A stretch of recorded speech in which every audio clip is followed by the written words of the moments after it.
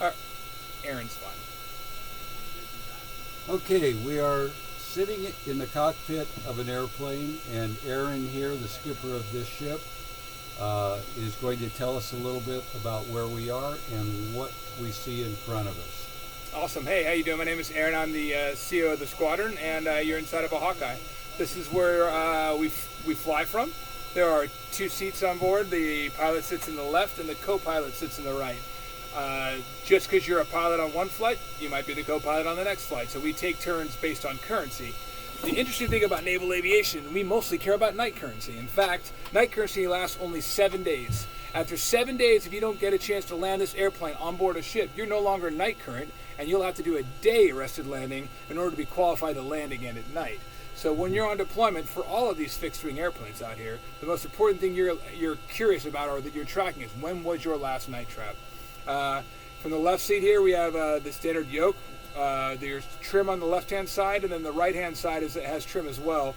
But your up and down is that first cool you had on the left, and left and right is the rudders. We've got 2 very powerful engines in a Hawkeye. They both turn only in this direction.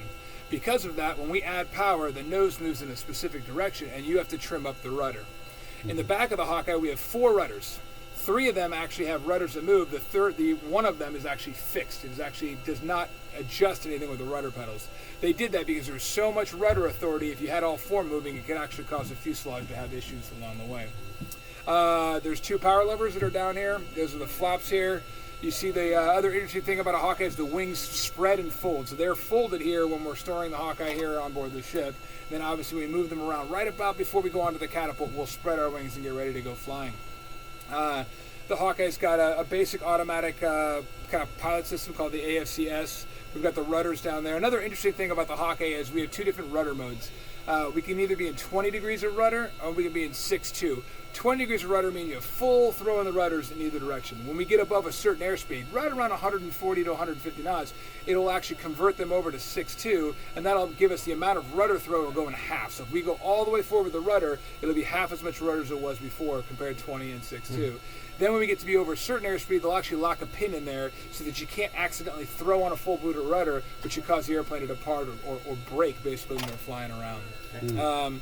This is the Hawkeye 2000. Hawkeye's been around for, well, over 50 years now with different variants. This is the Hawkeye 2000. It's the last of its kind before we go to the E2D, which is a follow-on aircraft that we have 3 active fleet squadrons right now throughout the fleet. Over here on the left-hand side is primarily where you fly the plane. There's the eyebrow panel, which just has our engine control instruments. Above your head here is the ditching hatch. If you pull those all the way back, that would allow you to egress if you landed in the water or you crashed. You have to have a way for the pilots to get back out. And there's one big ditching hatch in the back for the NFOs. We have wing and tail de-ice, which is just a suction pressure here. We have the ability to inflate our wings if we collected ice and then deflate them, and then the props themselves have de-icing elements to them as well. So we are an all-weather aircraft. We can fly through icing conditions. Nobody really wants to fly through icing conditions, but we have some safety features. We also have engine anti-ice, which will cause hot air to go through the engines to make sure the blades of the actual jet engine that spins the prop doesn't ice up as well. Other than that, that's really it. The Hawkeye has got a lot of radios in it. We have over 10 radios in the back of a Hawkeye. We have a radar that can see airplanes out to hundreds of miles. We're typically the first airplane to take off and usually the last one to land at the end of the night. While on deployment, oftentimes we could be the first one airborne for several hours before the rest of the fixed-wing aircraft take off.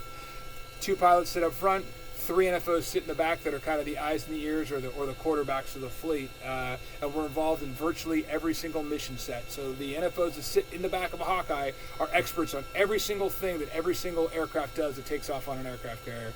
We're frequently in every ready room, mission planning and briefing, and we go back for every single debrief in the back and go and understand exactly what's going on with the mission sets.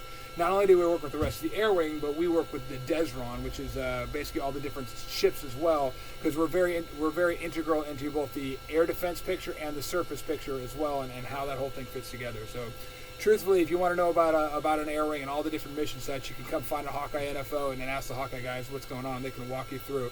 A Hawkeye NFO will walk through every single ready room. They'll walk through all the Desron staff, the Zulu module before every single flight, and just ask, hey, what's going on? What are we doing today? And give me a lowdown on what the picture is. So that's what we do, and this is the cockpit.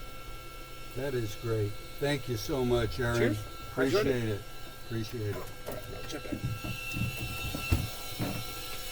some of that. We're still rolling. They're done.